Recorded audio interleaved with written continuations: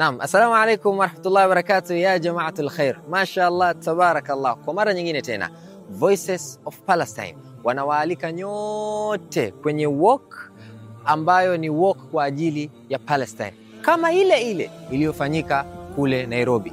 Tuungane sote kwa pamoja, itafanyika tarehe 8 mwezi wa 11.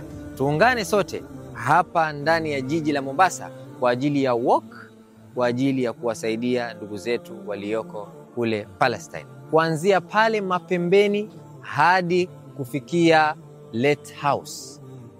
Nyote mnakaribishwa. Let's come together kwa ajili ya ndugu zetu walioko Palestine. Tuwachangie na tuinue sauti zetu kwa ajili ya kuwatetea ndugu zetu wanaouliwa na wanaoumizwa ndani ya Palestine kule Gaza.